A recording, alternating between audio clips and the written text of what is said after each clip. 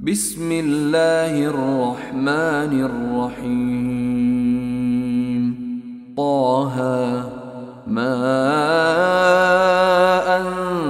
أنزلنا عليك القرآن لتشقى إلا تذكرة لمن يخشى تنزيلا ممن خلق الأرض والسماوات العلى الرحمن على العرش استوى له ما في السماوات وما في الأرض وما بينهما وما تحت الثرى وإن تجهر بالقول فإنه يعلم السر وأخفى الله لا إله إلا هو له الأسماء الحسنى. وهل أتاك حديث موسى إذ رأى نارا فقال لأهلهم كثوا إني آنست نارا لعلي آتيكم منها بقبس أو أجد على النار هدى فلما أتاها نودي يا موسى إني أنا ربك فاخلع نعليك إنك بالوادي المقدس طوى وأنا اخترتك فاستمع لما يوحى إنني أنا الله لا إله إلا أنا فاعبدني وأقم الصلاة لذكري إن الساعة آتية أكاد أخفيها لتجزى كل نفس بما تسعى فلا يصدنك عنها من لا يؤمن بها واتبع هواه فتردى وما تلك بيمينك يا موسى قال هي عصاي أتوكأ عليها وأهش بها على غنمي ولي فيها مآرب أخرى قال ألقها يا موسى فألقاها فإذا هي حية تسعى قال خذها ولا تخف سنعيدها سيرتها الأولى واضمم يدك إلى جناحك تخرج بيضاء من غير سوء آية أخرى لنريك من آياتنا الكبرى اذهب إلى فرعون إنه طغى قال رب اشرح لي صدري ويسر لي أمري واحلل عقدة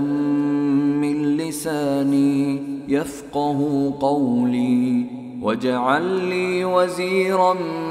من أهلي هارون أخي أشدد به أزري وأشركه في أمري كي نسبحك كثيرا ونذكرك كثيرا إنك كنت بنا بصيرا قال قد أوتيت سؤلك يا موسى ولقد مننا عليك مرة أخرى إذ أوحينا إلى أمك ما يوحى أن اقذفيه في التابوت فاقذفيه في اليم فليلقه اليم بالساحل يأخذه عدو لي وعدو له وألقيت عليك محبة مني ولتصنع على عيني إذ تمشي أختك فتقول هل أدلكم على من يكفله فرجعناك إلى أمك كي تقر عينها ولا تحزن وقتلت نفسا فنجيناك من الغم وفتناك فتونا فلبثت سنين في أهل مدين ثم جئت على قدري يا موسى واصطنعتك لنفسي اذهب أنت وأخوك بآياتي ولا تنيا في ذكري اذهبا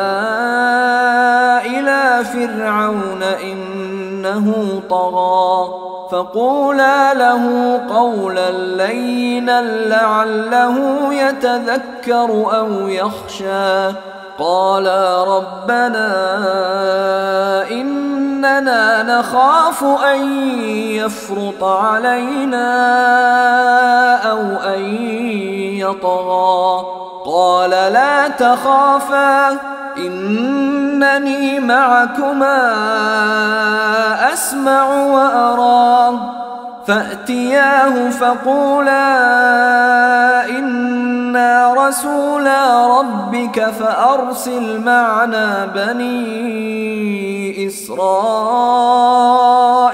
ولا تعذبهم قد جئناك بآية من ربك والسلام على من اتبع الهدى إنا قد أوحي إلينا أن العذاب على من كذب وتولى قال فمن ربكما يا موسى قال ربنا الذي أعطى كل شيء خلقه ثم هدى قال فما بال القرون الأولى قال علمها عند ربي في كتاب لا يضل ربي ولا ينسى الذي جعل لكم الأرض مهدا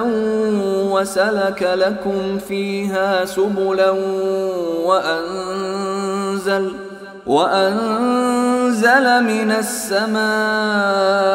ماء فأخرجنا به أزواجا من نبات شتى كلوا وارعوا أنعامكم إن في ذلك لآيات لأولي النهى منها خلقناكم وفيها نعيدكم ومنها نخرجكم تارة أخرى ولقد أريناه آياتنا كلها فكذب وأبى قال أجئتنا لتخرجنا من أرضنا بسحرك يا موسى فلنأتينك بسحر مثله فاجعل بيننا وبينك موعدا لا نخلفه نحن ولا أنت مكانا سوى قال موعدكم يوم الزينة وأن يحشر الناس ضحى فتولى فرعون فجمع كيده ثم أتى قال لهم موسى ويلكم لا تفتروا على الله كذبا فيسحتكم بعذاب وقد خاب من افترى فتنازعوا أمرهم بينهم وأسروا النجوى قالوا إن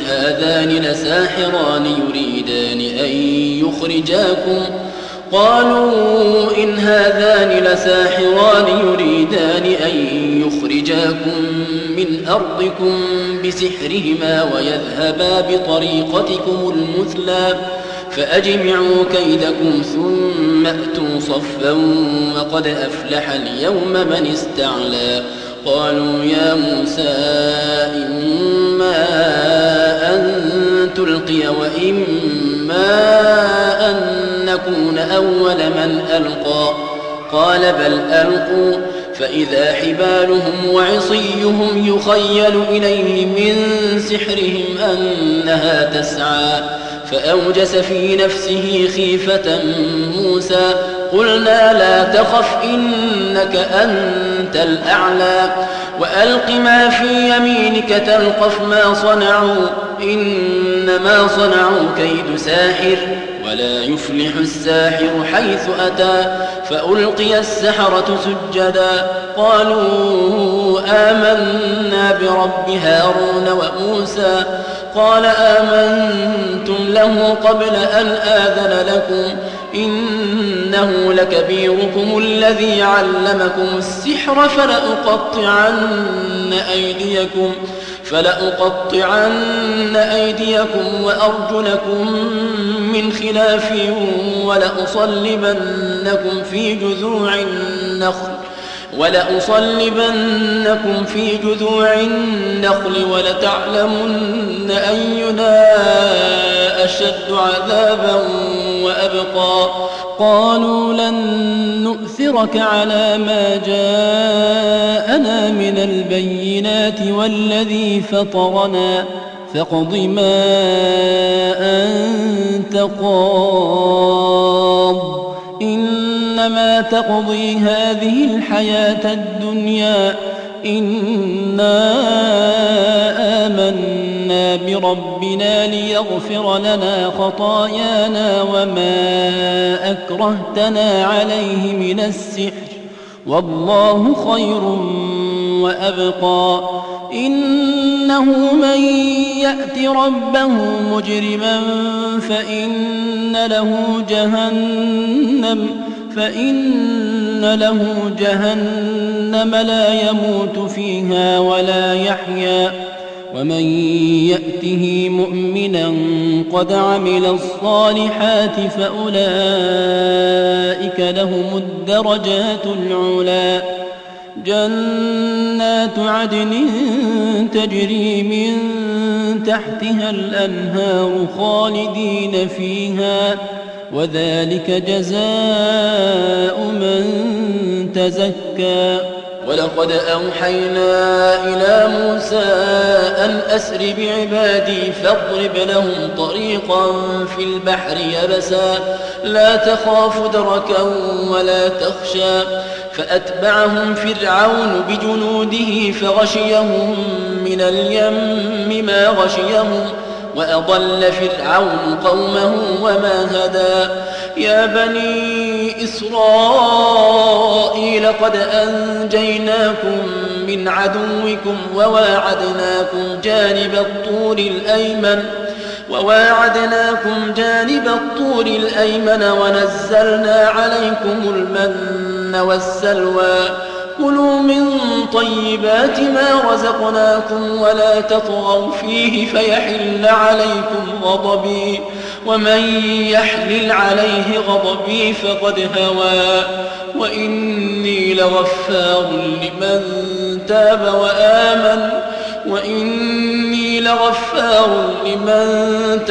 وآمن وعمل صالحا ثم اهتدى. وما أعجلك عن قومك يا موسى؟ قال هم أولئك على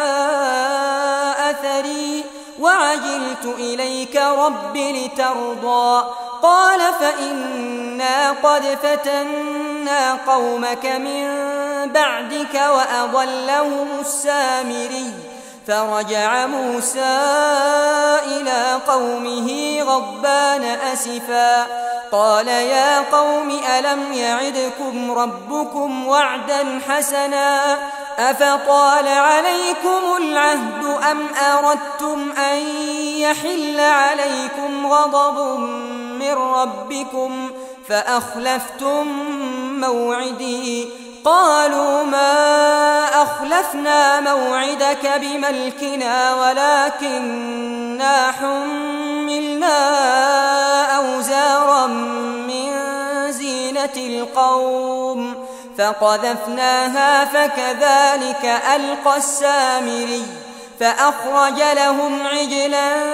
جسدا له خوار فقالوا هذا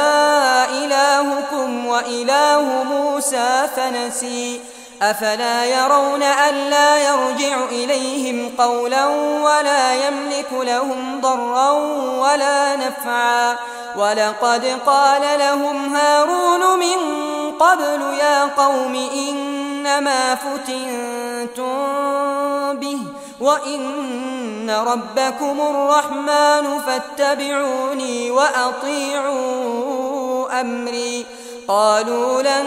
نبرح عليه عاكفين حتى يرجع إلينا موسى قال يا هارون ما منعك إذ رأيتهم ضلوا ألا تتبعني أفعصيت أمري قال يا ابن أم لا تأخذ بلحيتي ولا برأسي إني خشيت أن تقول فرقت بين بني إسرائيل ولم ترقب قولي قال فما خطبك يا سامري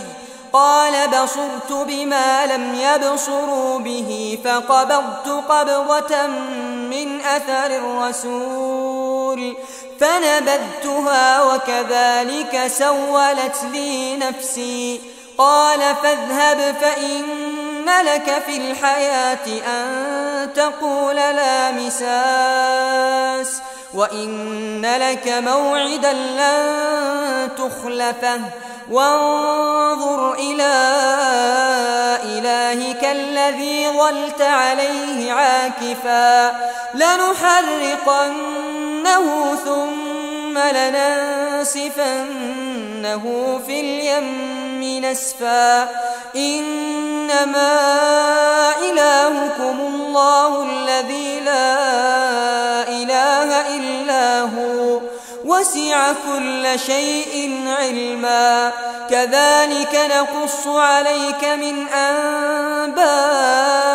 ما قد سبق وقد آتيناك من لدنا ذكرا من أعرض عنه فإنه يحمل يوم القيامة وزرا خالدين فيه وساء لهم يوم القيامة حملا يوم ينفخ في الصور ونحشر المجرمين يومئذ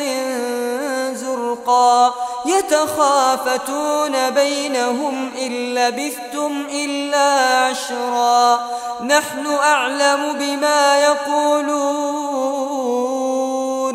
إذ يقول أمثلهم طريقة إن لبثتم إلا يوما ويسألونك عن الجبال فقل ينسفها ربي نسفا فيذرها قاعا صفصفا لا ترى فيها عوجا ولا أمتا يومئذ يتبعون الداعي لا عوج له وخشعت الأصوات للرحمن فلا تسمع إلا همسا يومئذ لا تنفع الشفاعة إلا من أذن له الرحمن ورضي له قولا يعلم ما بين أيديهم وما خلفهم ولا يحيطون به علما وعنت الوجوه للحي القيوم وقد خاب من حمل ظلما ومن يعمل من الصالحات وهو مؤمن فلا يخاف ظلما ولا هضما وكذلك أنزلناه قرآنا عربيا وصرفنا فيه من الوعيد لعلهم يتقون أو يحدث لهم ذكرا فتعالى الله الملك الحق ولا تعجل بالقرآن من قبل أن يقضى إليك وحيه وقل رب زدني علما ولقد عهدنا إلى آدم من قبل فنسي ولم نجد له عزما وإذ قلنا للملائكة اسجدوا لآدم فسجدوا إلا إبليس أبى فقلنا يا آدم إن هذا عدو لك ولزوجك فلا يخرجنكما من الجنة فتشقى إن لك ألا تجوع فيها ولا تعرى وأنك لا تظمأ فيها ولا تضحى فوسوس إليه الشيطان قال يا آدم هل أدلك على شجرة الخلد وملك لا يبلى فأكلا منها فبدت لهما سوآتهما وطفقا يخصفان عليهما من ورق الجنة وعصى آدم ربه فغوى ثم اجتباه ربه فتاب عليه وهدى قال اهبطا منها جميعا بعضكم لبعض عدو فإما يأتينكم مني هدى فمن اتبع هداي فلا يضل ولا يشقى ومن أعرض عن ذكري فإن له معيشة ضنكا ونحشره يوم القيامة أعمى قال رب لم حشرتني أعمى وقد كنت بصيرا قال كذلك أتتك آياتنا فنسيتها وكذلك اليوم تنسى وكذلك نجزي من أسرف ولم يؤمن